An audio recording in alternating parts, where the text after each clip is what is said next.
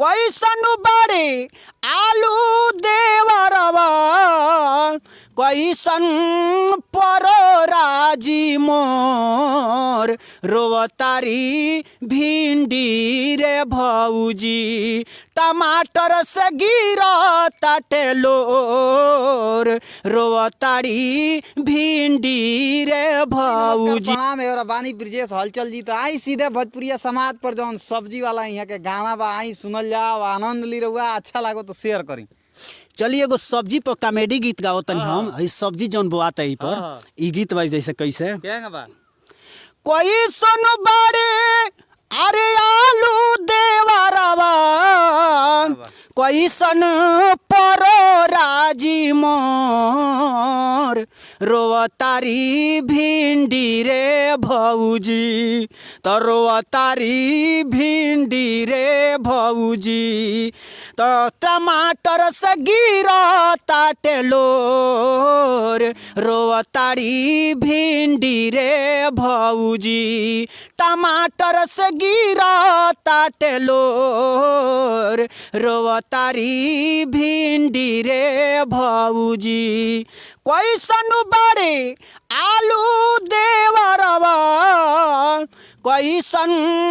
परोराजी मोर रोवतारी भिंडी रे भौजी टमाटर से गिरताटे लोर रोवतारी भिंडी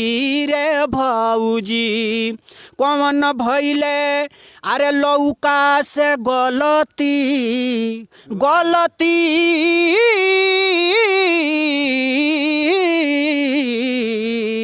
कौन भइली लौका से गलती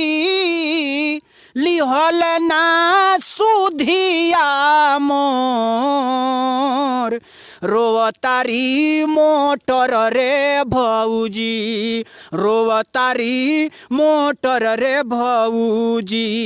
तो पियाजवा से गिरताटे लोर रोवतारी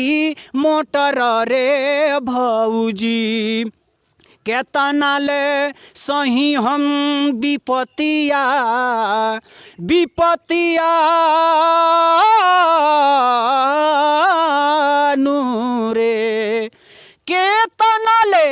सही हम विपतिया लाग नहीं मानवा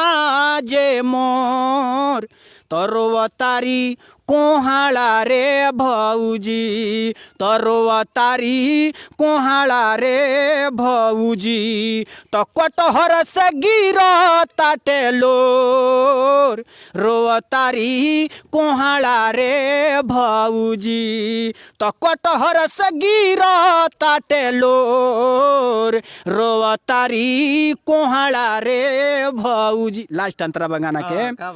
बेरी बेरी मरीचा जे आई के बेरी बेरी मरीचा जे आई के बोलला कू बोलिया कू बोल बेरी बेरी मरीचा जे आई के बोलला कू बोलिया कू बोल तो रोवतारी खीरा रे भौजी रोवतारी खीरा रे भौजी तो टमाटर से गिरताटे लोर रोवतारी भिंडी रे भौजी टमाटर से गिरताटे लोर रोवतारी भिंडी रे भौजी। लास्ट